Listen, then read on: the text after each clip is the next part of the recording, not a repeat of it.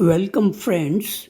This is Harshad Parekh inviting you to listen to some of my short writings on various topics. This is audio number 146. This article is taken from my old diary dated July 6, 1981. Yesterday, we listened to one of Krishnamurti's recorded audio talks. Rajesh, Ravi, Paliha Vadana, a visiting young man from Ceylon, Mr. G. N. Rao, yoga teacher, Hanumant Rao, Telugu teacher, Minakshi Thapan, a research student, and Miss Usha, English teacher, were present. After this talk, we had a long, interesting dialogue. I said, Krishnamurti asks, how do we observe? How do we inquire? How do we listen? How do we live? Let us take this question of how do we inquire? We cannot inquire with conclusions, ideas, thoughts. The only way to inquire is to inquire with a very quiet and sensitively alert mind. If we inquire this way, it is found that there is nothing to inquire. The mind is very quiet, and in this silence, one listens to the birds and the wind among the trees. There is a clarity of perception. Krishnamurti's teachings lead us to such a state of mind where inquiry is no more and there is only passive awareness of what is in silence. This is how I feel. Rajesh said, is there not an inquiry beyond silence? Is there not a movement in silence? Thoughts end, but they come back. I would like to find out what is the cause behind this.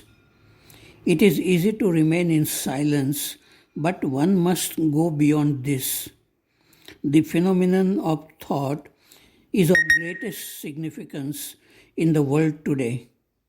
Misuse of thought has created a chaotic condition in the world. So it is of great importance to find out what moves thoughts. Is there a cause outside the mind and the consciousness of man which moves thoughts?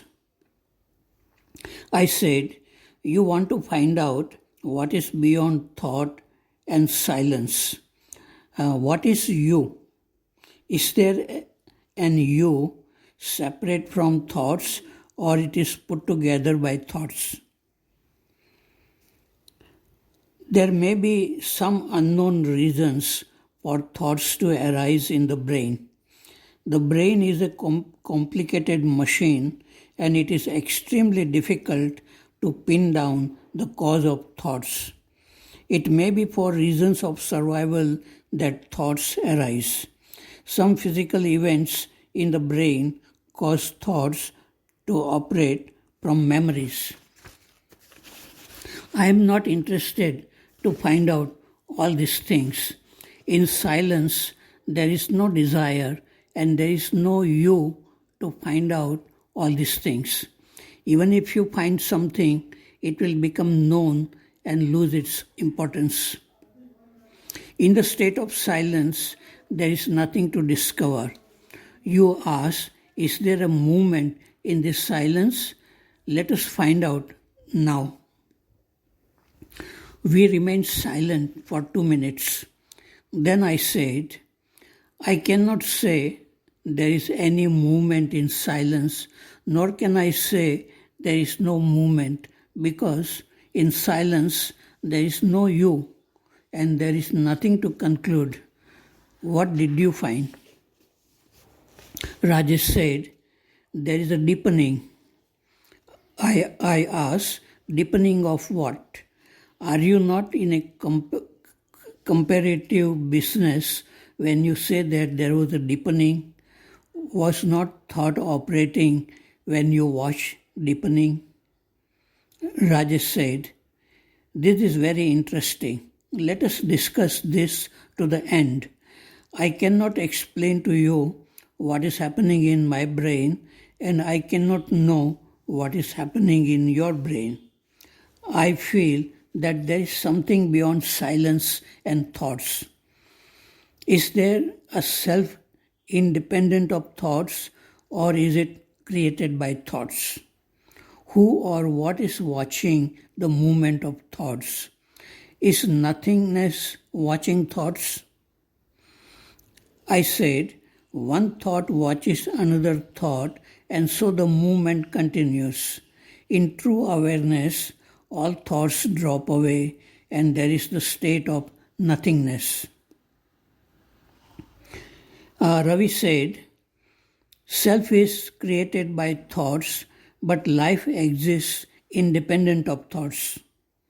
Hanumantrao agreed. Rajesh asked Ravi, "Do you have any problems?" It was a strange question. Ravi said with hesitation, "There is a sense of unfulfillment. Sometimes so many things happen at a time, and this I do not wish." He wanted to say something but hesitated. I said, "The most fundamental problem is the problem of duality, the sense of me and not me, the conflict between what is and what should be." Rajesh agreed. He asked, "Is there something beyond thoughts?" The position of Hindus is that there is Atma, which is permanent and it cannot be destroyed. The Buddhists believe that there is nothing permanent and there is nothing beyond thoughts and silence. Hanumantrao said something about Hindu philosophy of Sankhya and Upanishad. According to Hindu philosophy, there is a Purush beyond thoughts and silence. I said, even in Hindu philosophy, there is the idea that there is nothing beyond thoughts and silence. This is what Upanishads has said. Beyond the senses is the mind. Beyond the mind is the intellect. Beyond the intellect is the ego. Beyond the ego is the Purusha. Beyond the Purusha is nothing. This is the goal.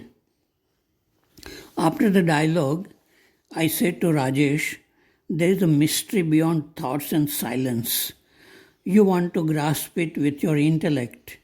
It is because of this mystery that life is interesting. It cannot be known."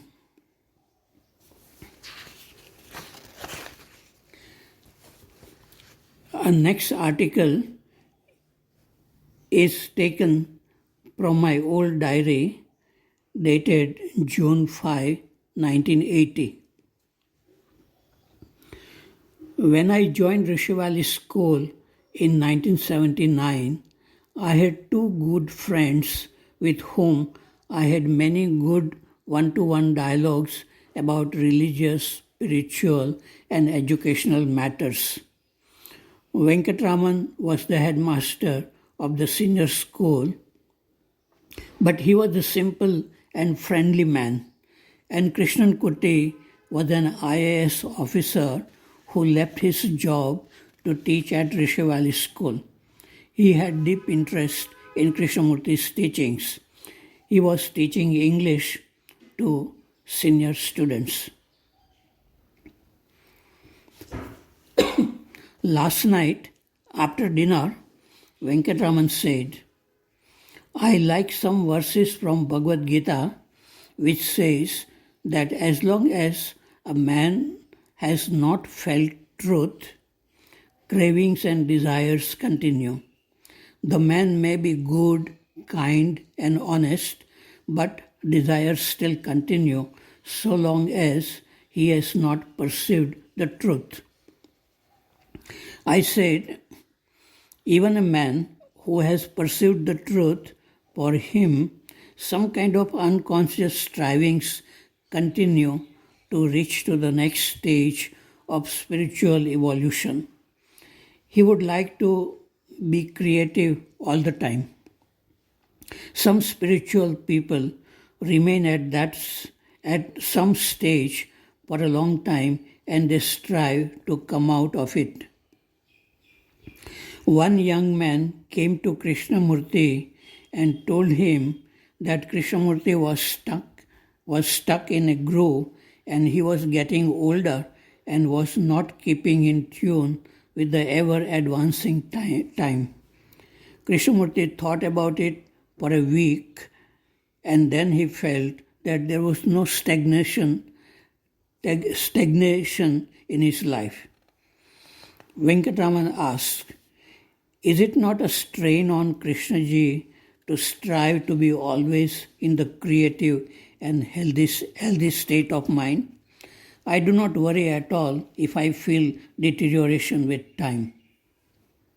I said, Krishnaji is an intense man and he wants to keep that intensity all the time.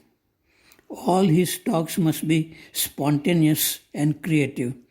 For that, he must be awake at all times.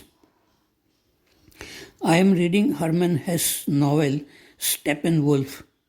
This is a story about a man who is very intense in his striving to be an extraordinary man.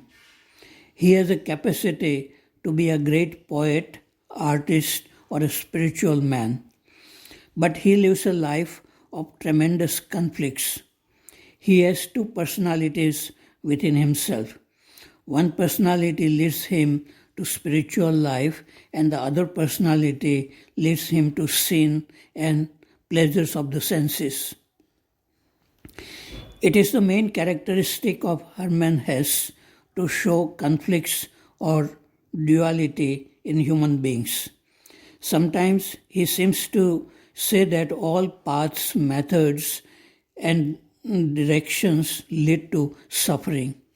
He seems to say that existence is suffering.